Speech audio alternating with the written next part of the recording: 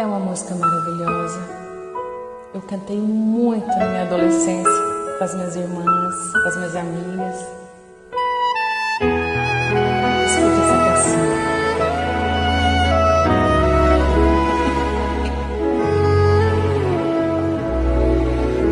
Este momento vai passar como as notas que se perdem no ar. Vamos cantar a canção do... Meus irmãos, minhas irmãs, com alegria sempre revê-los, sempre que podemos abrir a palavra de Deus e podemos juntos estudá-la. Eu gostaria, antes de iniciarmos esse estudo, de convidá-los para uma palavra de oração. Santo Deus, muito obrigado, Senhor, pela oportunidade de abrirmos a Tua palavra e podermos estudá-la. Capacita-nos, Senhor, da compreensão do tema, que possamos não só termos condições de entender, mas de ensinar aqueles que nos servem. Prepare-nos para o Teu reino, fortaleça-nos, dando-nos sabedoria para o cumprimento da missão que Tu tem confiado a cada um de nós. Te pedimos agradecidos essas bênçãos, em nome de Jesus. Amém. Lições do passado. O que ouvimos e aprendemos, o que os nossos pais nos contaram, não o encobriremos aos seus filhos.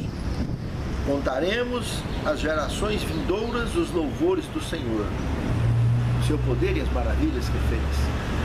Salmo 78, 3 e 4. Irmãos, estamos agora, esta semana, estudando salmos históricos. Esses salmos históricos, eles, no enfoque bíblico, ele tem um propósito da gente não só entender a forma com que Deus lidou com o seu povo no passado, mas como que o povo reagia com Deus no passado e transpor essa relação que houve no passado numa ideia contemporânea mais atual possível, que esse passado também acaba sendo parte do nosso também, do nosso presente, porque nós pertencemos hoje ao povo de Deus e não há diferença nenhuma, apenas oscilações do que o povo reagia no passado do que reage hoje nessa relação para com Deus. Então é muito importante lembrar dessa transição que houve de filhos literais, descendência de Abraão, e os filhos da fé, que no fundo, todos como membros do povo de Deus, agem da mesma forma. Como assim, com raras exceções, houveram no passado, também hoje existem da mesma forma. Essas exceções que tratam na realidade, que andam na realidade, como deveria andar. Mas que sofremos de igual modo, todos nós, as mesmas dificuldades, temos as mesmas lutas e precisamos desse único Deus maravilhoso, Criador e mantenedor, cheio de amor por mim e por você, para que nos auxilie nessa jornada, para que sejamos de fato vitoriosos. A incansável fidelidade do Senhor, segundo tema. Analisando aqui o Salmo 78 agora. Aqui nesse Salmo a gente consegue perceber exatamente esse ângulo da fidelidade de Deus sendo notada de maneira bem clara, e por outro lado a infidelidade do povo.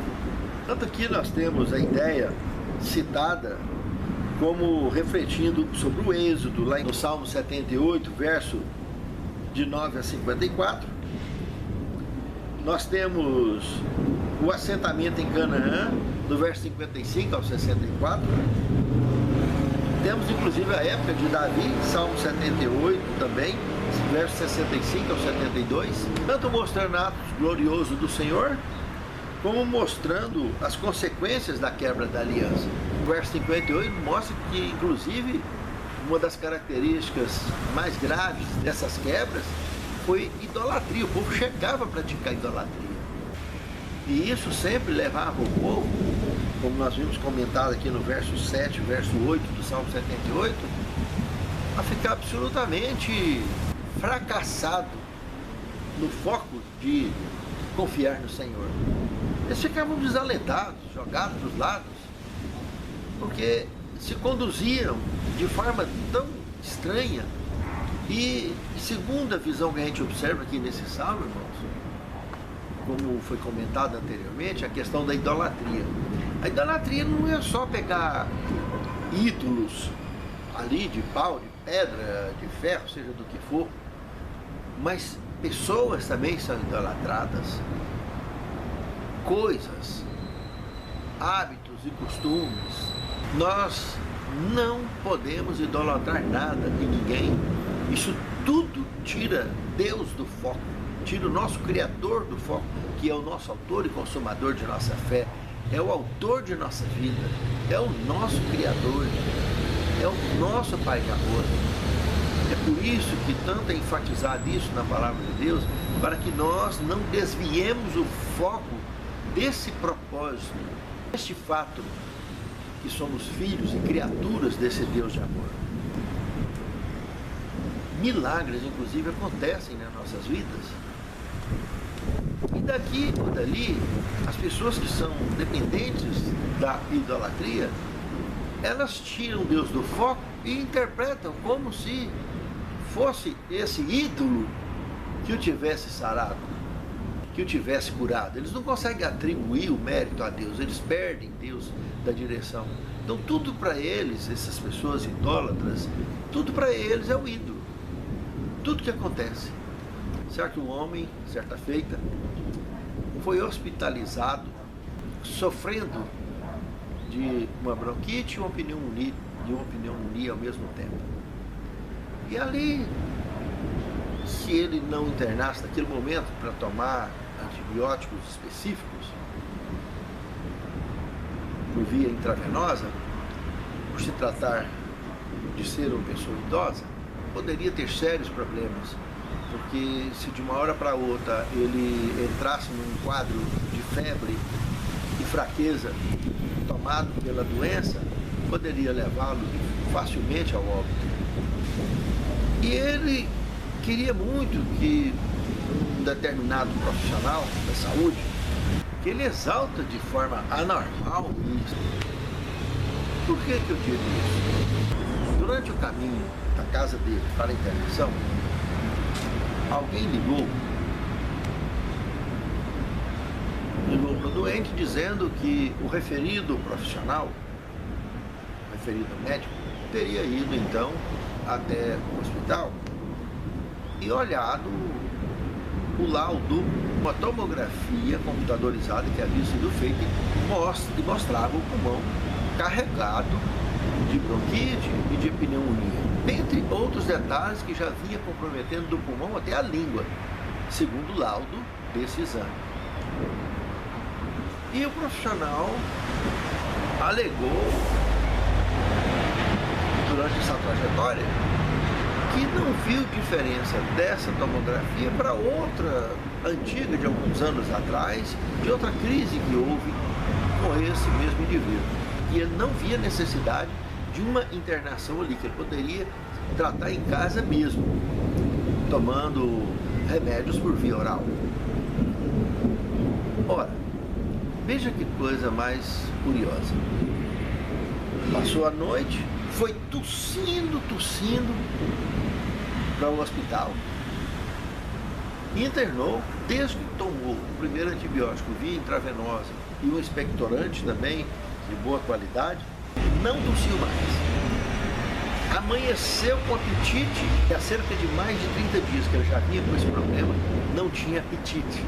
E levantou no apetite danado para tomar o café da manhã. Almoçou muito bem. Ele foi atendido por 3 médicos praticamente, que todos indicaram indiscutivelmente a internação.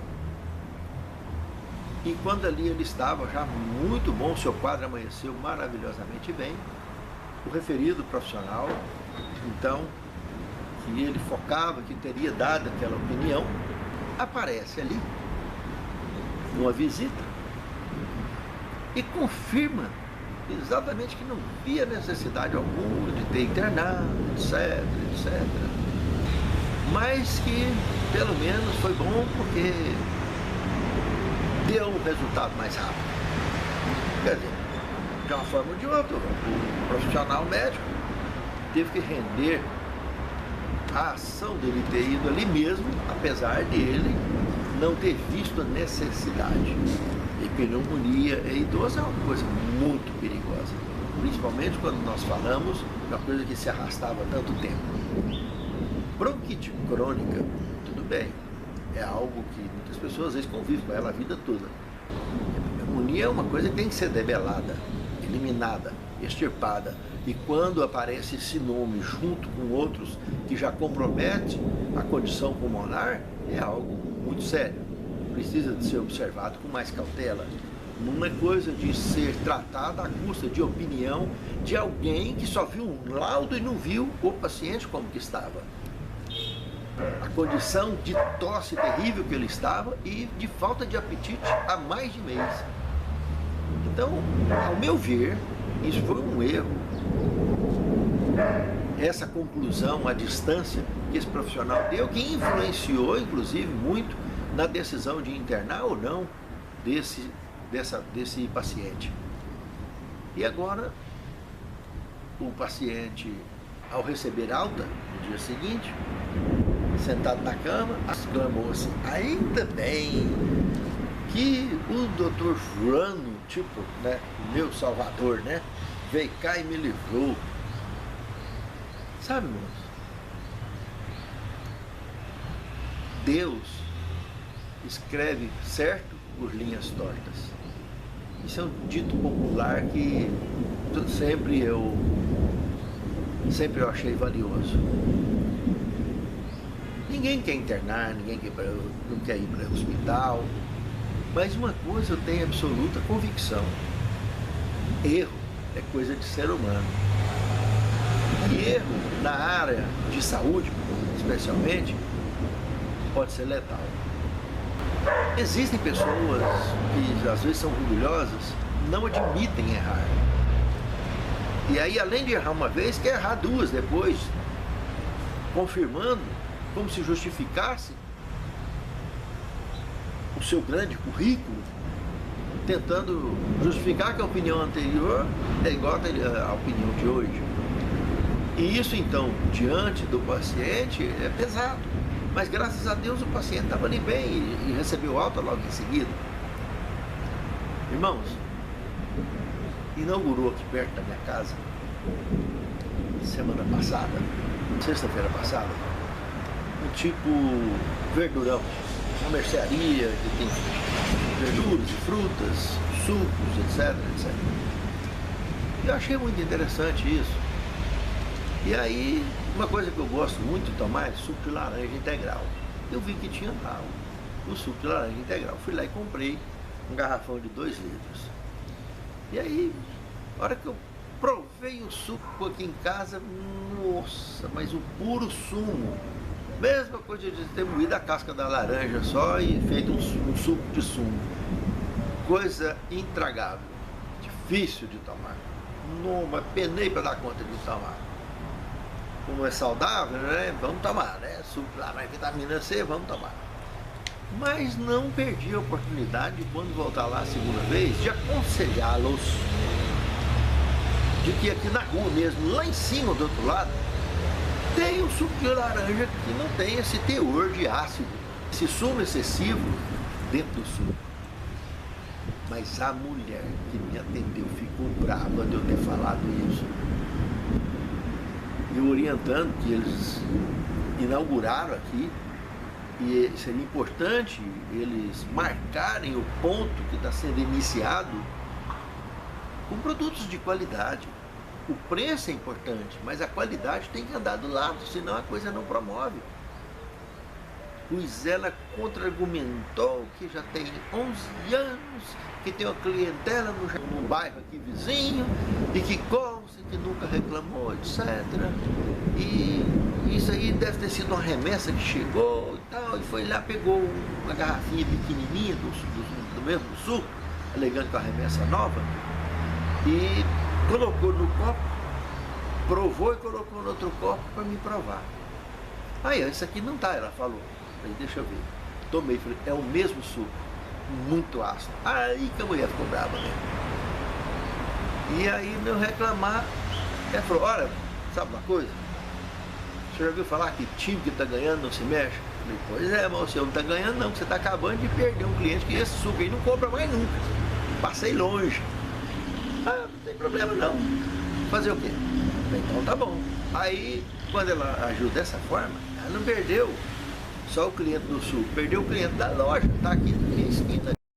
A pessoa não tem humildade de focar num produto de qualidade para colocar ali, para segurar cliente. Ela está confiando em 11 anos de cliente que está lá do outro lado, segundo o seu argumento, que eu acho difícil alguém preservar cliente vendendo produto de má qualidade.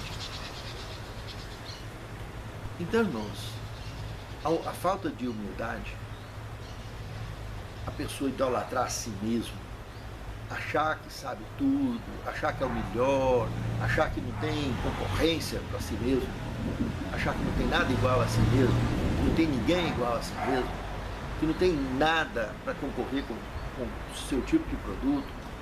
Isso está cheio no mundo. Isso tem na área do comércio, tem na área da saúde, tem na área da igreja também, na área espiritual, tem muito isso. E as pessoas que idolatram a si mesmo, ou que idolatram o seu próprio currículo, ou que idolatram a sua própria profissão, ou a sua própria conduta, essas pessoas têm dificuldade de encontrar espaço para colocar Deus entre ele e o que ele foca na vida.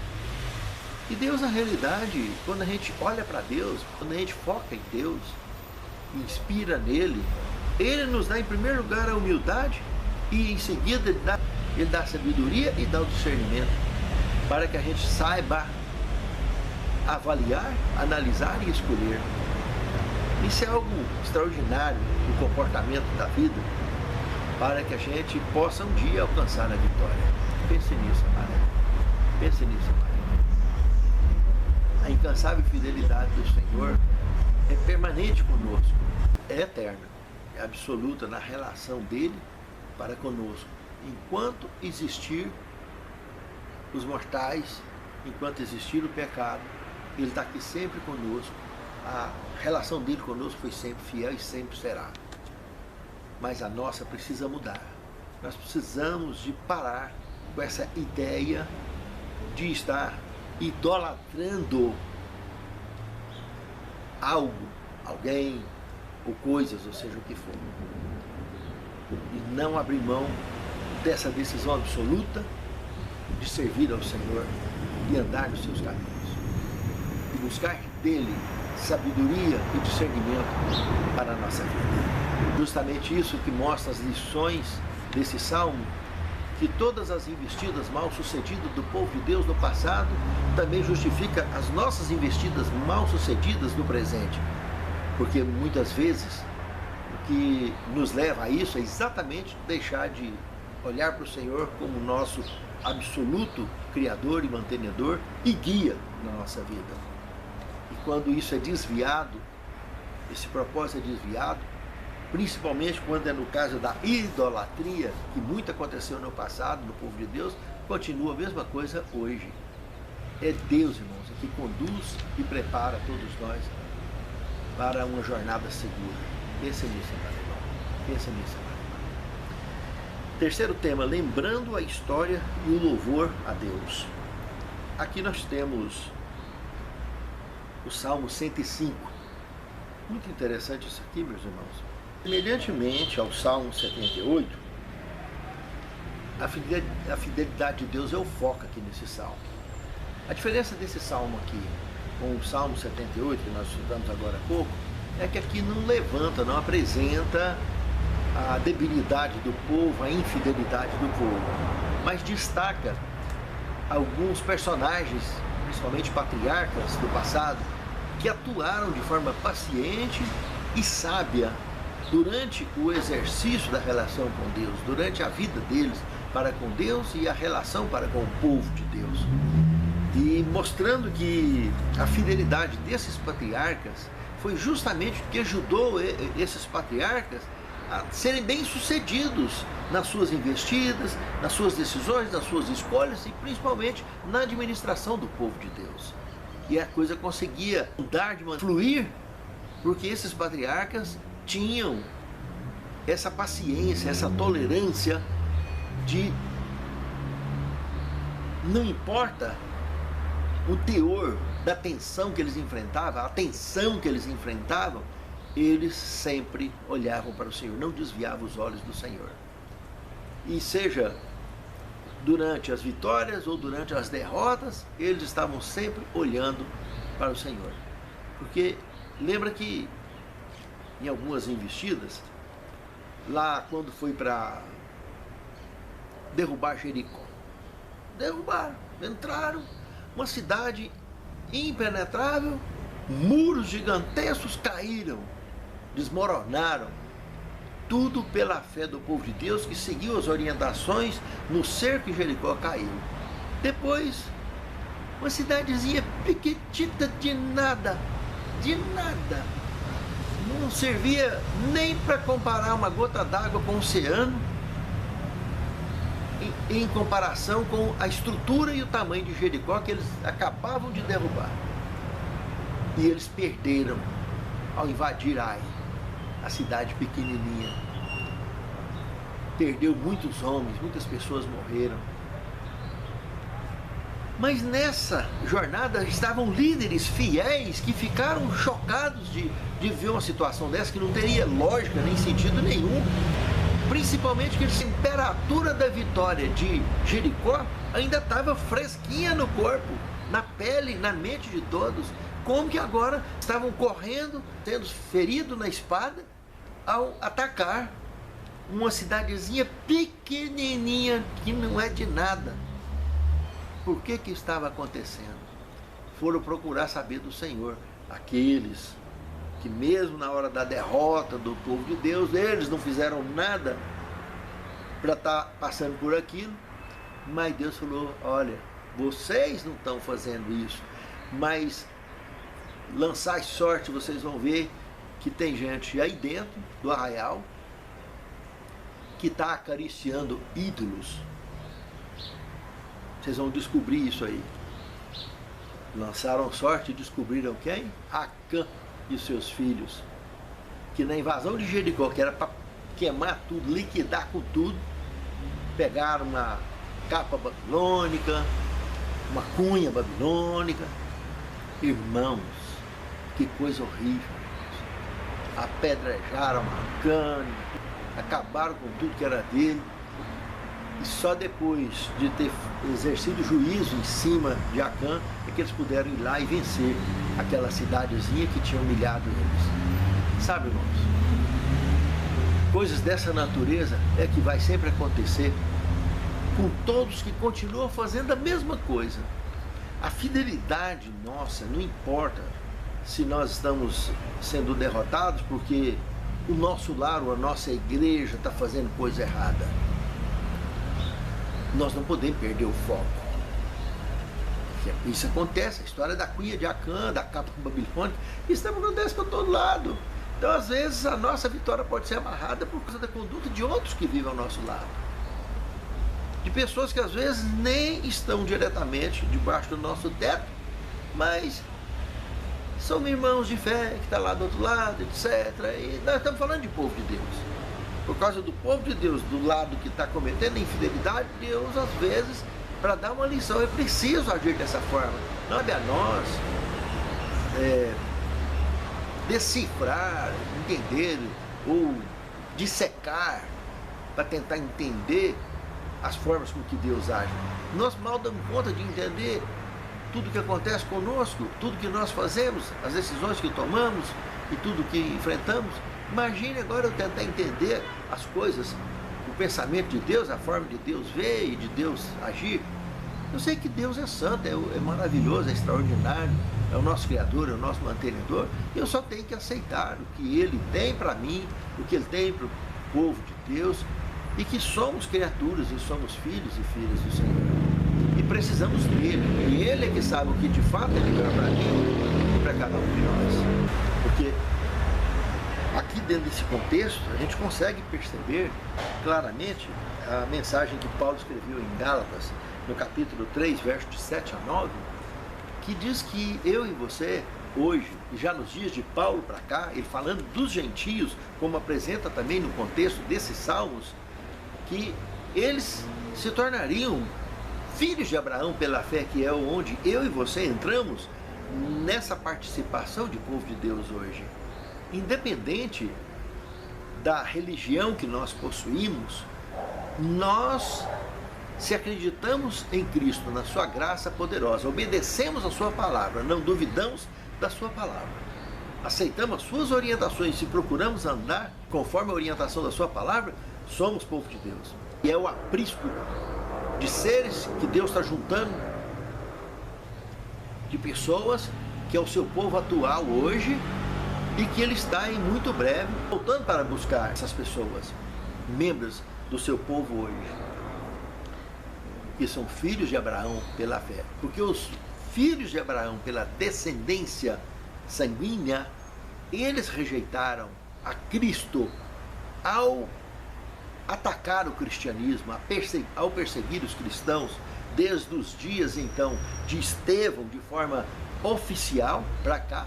Então eles, se quiserem fazer parte do povo de Deus, têm que aceitar o cristianismo, aceitar o Cristo vivo, o seu sacrifício e a sua graça. Assim como nós que ouvimos e aceitamos a palavra de Deus e aceitamos esse Cristo e a sua graça, aceitamos. Dessa maneira todos podem fazer parte do povo de Deus, e Ele está vindo buscar esses que aceitam a sua palavra e recebem no coração a direção do Santo Espírito.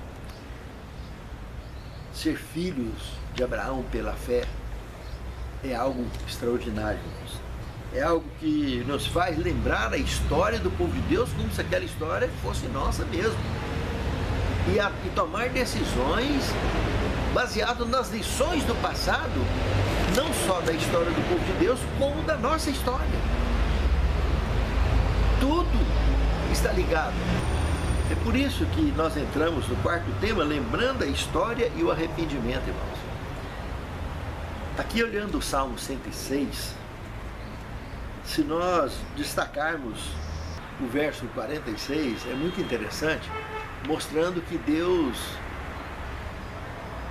trabalhava o coração dos opressores para que eles tivessem compaixão do povo de Deus que estava ali, que Deus permitiu, como no caso de Babilônia, do cativeiro babilônico, Deus permitiu eles serem humilhados, massacrados por pessoas, por nações que tinham Israel como inimigos, eles odiavam os israelitas. E quando se ouvia falar nas histórias antigas do passado, aí que eles debochavam mesmo e humilhavam. E aí, sabe lá por quê? Deus pega um povo desse, deixa um povo desse ir lá, destruir a cidade santa, Jerusalém, e trazer o povo cativo para a terra deles. E aqui está dizendo aqui, no verso 46 do Salmo 106, que Deus trabalhou o coração desses opressores, dando a ideia de que religião realmente não salva.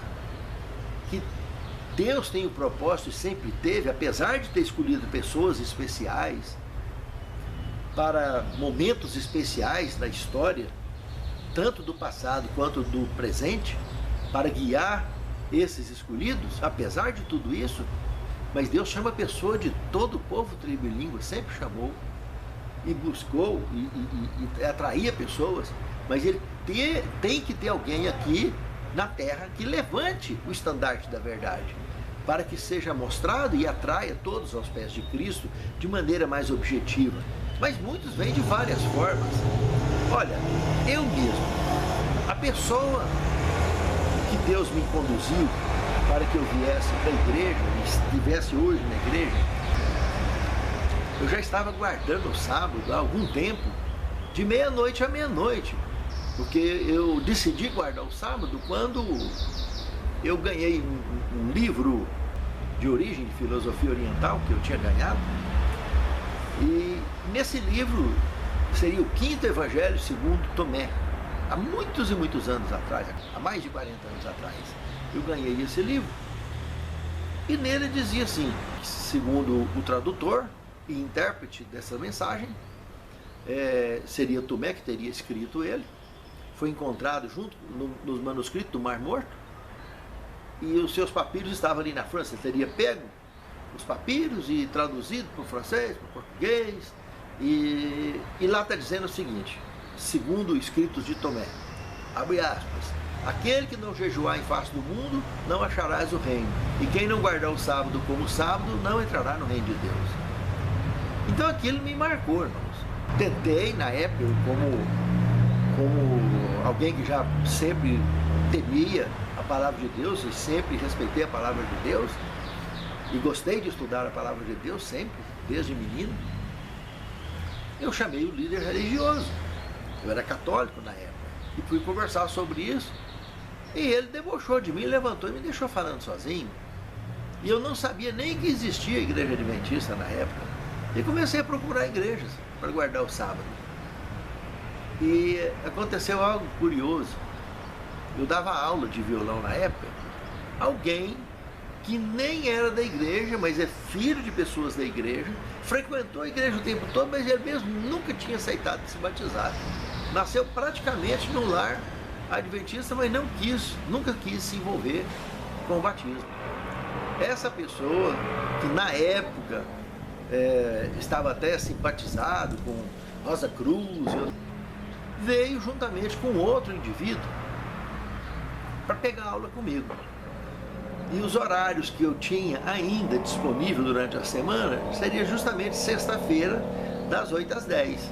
Seria 2 aulas por semana, podia ser 1 hora num dia, 1 hora no outro dia, ou as 2 horas seguidas.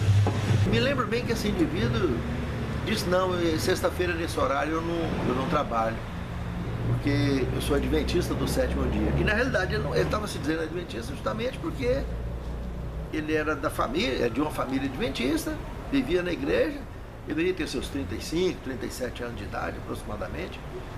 E eu perguntei, escuta, isso é uma religião que guarda o sábado? Adventista do 7º. Ele falou, rapaz, eu estou procurando essa igreja, já visitei outras aí, mas vi que ninguém guarda. Ele falou, rapaz, tem uma aqui pertinho da sua casa. Eu falei, você me dá o endereço dela? Dou. Ele me deu o endereço dessa igreja. E ele, quando percebeu o meu entusiasmo com essa questão, ele achou jeito de encaixar um outro dia uma grande amizade. E eu acabei indo, batizei. Ele morava em outra cidade, vinha trabalhar em Goiânia e voltava para essa outra cidade. E eu soube que ele foi batizar. Agora, há pouco tempo que ele resolveu batizar. Pouco tempo, assim, deve ter menos de 20 anos, 15 anos, que ele resolveu batizar. Eu vim saber dessa história agora há pouco tempo. Somos grandes amigos, temos um amor fraternal grande um pelo outro. Mas estou mostrando para vocês que Deus chama os seus escolhidos, independente dele estar conectado ou não, seja lá com a religião A, B, C ou D. As pessoas que pertencem a Deus, que faz parte do chamado de Deus, Ele traz, de uma maneira ou de outra, Ele reúne esse povo.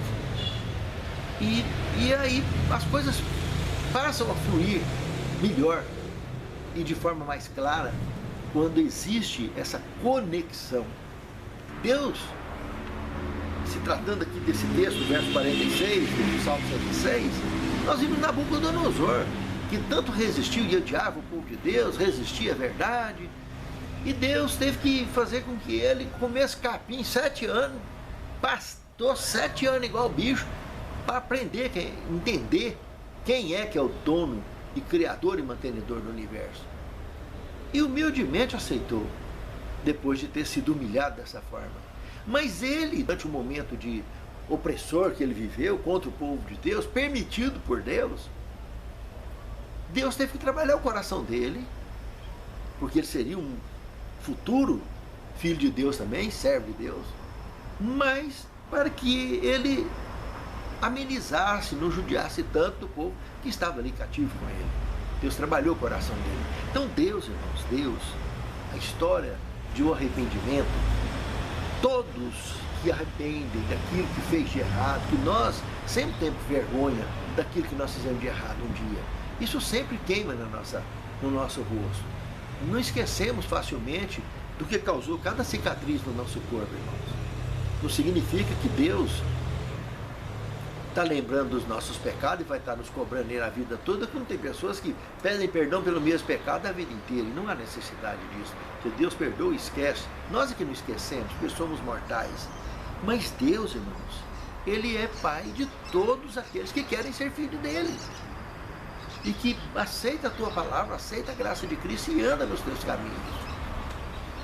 Nós precisamos de pegar essa conexão histórica do passado e trazer para conosco, para a nossa vida presente, para que possamos sermos bem-sucedidos em nossas ações, em nossas escolhas e em nossas vidas. No quinto tema, a parábola da videira do Senhor. Salmo 80. Muito interessante isso aqui, irmãos. Isso aqui trabalha de forma mais clara ainda o entendimento de Gálatas 3, 7 a 9, irmãos. Sabe, aqui no Salmo 80, do verso 14 a 19, quando destaca a visão que daria origem aos descendentes de Abraão pela fé, mostrando que Deus arrancou uma vinha lá do Egito, né? E foi levar essa vinha para plantar lá em Canaã, na terra prometida. E que acabou lá em Canaã, começou de uma hora para outra a dar uva brava, teve que arrancar e jogar fora. E Deus mostrou nessa ideia, nessa conexão aqui, né? Como nós vimos aqui no livro de Jeremias, uma profecia, né? No capítulo 24, verso 7, que eu lhes darei um coração para que me conheçam, para que saibam que eu sou o Senhor. Eles serão o meu povo e eu serei o seu Deus, porque se voltarão para mim de todo o seu coração. E isso foi se cumprir exatamente no cristianismo, de maneira plena. Porque ele veio para que era seus e os seus não quiseram. O próprio Cristo afirmou isso, né? Quando esteve aqui. Mas os que pegou mesmo, como aqueles 11, né? Porque o Judas acabou caindo e até hoje está sendo computado apóstolos e discípulos, apóstolos aqueles que aprendem e ensinam, e discípulos aqueles que estão sempre aprendendo, alunos permanentes. Então isso continua, esse exercício, mas o cristianismo passou a focar o povo de Deus, então, que veio desde o passado como descendentes sanguíneos de Abraão e agora descendentes pela fé. Então tem salvos no passado e tem salvos no presente, dos descendentes tanto literais por sangue quanto dos espirituais. Todo esse grupo no planeta todo, Deus está tirando o tempo todo escolhidos, salvos, para em muito breve levar para o reino eterno. A parábola da videira é uma ideia bacana do tipo de ensino que Jesus já mostrou através do salmista que ele viria fazer também nos seus dias, ensinando parábolas, ensinando mensagens importantes através de alegorias importantes. E no sexto tema, a supremacia do Senhor na história. Aqui analisando o Salmo 135. Esse Salmo 135, quando a gente analisa, volta naquele ponto sobre a questão da idolatria, irmãos. As pessoas se desviam com facilidade, perdem a direção, passam a idolatrarem ou a si mesmo, ou as suas roupas, ou a sua forma de agir e até a sua forma de pregar. O culto gospel, por exemplo, eu entendo isso como uma forma de idolatria pessoal. Aquele estilo que a pessoa quer ficar marcado, ele, por ser o grande pregador. O cantor quer ser marcado como grande cantor, quer ser bajulado, aquele desejo de bajulação permanente. Isso é uma forma de idolatria pessoal, irmãos. Porque o indivíduo está ali, está pregando, e está procurando promover a emoção no povo, etc., usando dons que Deus deu para eles, para evangelizar o povo, para cativar o povo e atrair para si, em vez de ser para Deus. Aí está terminando e tal, aí vem para frente, vem aqui para frente, vamos junto comigo aqui. Tá? Quer dizer, qual foi a vez que você viu Jesus pregando, e já está ali pregando, e chamar as pessoas para perto dele? Nem ele quis ser bajulado, nunca quis ser bajulado. Por que esses pregadores de hoje, uma grande maioria, tem que gostar tanto de ser bajulado? Então as pessoas que estão ali, estão sentadas, estão ouvindo a mensagem, Deus está trabalhando no coração delas. Não tem necessidade de fazer grandes movimentos para mostrar que ele é o bam. Porque as pessoas vão sair dali, na mentalidade, o que vai ficar na mente deles? Quem será que eles vão estar focando? O Cristo? Porque a mensagem foi cristocêntrica? Não, foi o pregador. Eles não vão esquecer daquele pregador. Ele quer ficar se lembrando sempre, esse pregador sim. Aí quando o irmãozinho ali, a irmãzinha ali vai pregar, ele não quer nem ir na igreja. Se colocar uma relação lá fora de pregadores, aí sim, se é aquele maravilhoso, né? A igreja enche. E se for o irmãozinho que eles interpretam que não está de acordo com a ideia dele, eles não aparecem lá nem para ouvir. É muito, muito sério isso, meus amados irmãos. Porque o que o Salmo 135 está mostrando, ele retrata de uma maneira que nós precisamos focar em Deus. Adorar somente a Deus. Ter Ele como foco na nossa vida, porque Ele que é o caminho, a verdade e a vida. Se observarmos o capítulo 4 de Mateus, verso 10, quando o diabo tentou fazer com que Jesus o adorasse, por todos os sinais que ele teria feito ali, Jesus não estava ali como Deus, ele estava ali como o verbo que se fez carne, e não poderia usar os seus poderes, porque isso tiraria ele da possibilidade de uma vitória humana, que ele veio e ocupou o lugar de Adão para consertar as presepadas de Adão. Então teria que ser como Adão que ele tivesse que vencer, como ser humano, que ele deveria vencer todo esse propósito. Ele não poderia usar. E o diabo queria fazer por tudo, fazer as pedras transformar em pão, pular de cima e ser protegido por anjos, etc. Tentou convencer ele de todo jeito. Quando ele viu que não dava nada, não dava êxito, ele tentou atrair atenção para ele. E ele alegando, você sabe que isso aqui tudo é meu, isso aqui eu vou te dar, é cheio de glória, etc, etc. E Jesus vai e cita para ele o que nós temos aqui nesse salmo que nós estamos estudando, e temos também lá no livro de Deuteronômio, capítulo 6, verso 13, no capítulo 10, verso 20, Josué 24, 14 também, 1 Samuel 7, 3, dentre outros textos, onde todos eles igualmente mostram que só ao Senhor devemos adorar, a nada e ninguém mais. E foi o texto que Jesus citou para Satanás e que conseguiu fazer com que expulsar Satanás da presença dele. E os anjos vieram e alimentaram ele pôde definitivamente então iniciar o seu grande ministério, após ele já tinha recebido o batismo, né? A lei de João Batista, tinha terminado agora os 40 dias de jejum e oração, venceu a tentação e abriu os 3 anos e meio de ministério dele na terra e despedida também, para que ele voltasse para o céu e aguardasse o momento de vir nos buscar. É o que nós estamos aguardando até hoje. Então a supremacia do Senhor na história é permanente, e Ele é que deve ser adorado o tempo todo. E nós não podemos esquecer disso, porque esquecer disso é o que nos levará sempre a frustrações e derrotas permanentes. E a nossa salvação muito depende, plenamente e absolutamente, de olharmos para o Senhor e adorarmos ao Senhor em espírito e em verdade, porque o Senhor procura tais que assim o adorem, porque ele diz para a mulher lá no poço de Jacó, é o Evangelho de João, capítulo 4, verso 23. 7º tema, amnésia fatal. Aqui tem um texto de Eventos Finais, página 47, que diz o seguinte: os salmos indicam que nada temos a temer com relação ao futuro, a menos que nos esqueçamos da maneira pela qual o Senhor tem nos conduzido e de seus ensinos em nosso passado. Irmãos, nós não podemos deixar isso apagar na nossa memória. Esquecer isso, irmãos, é fatal.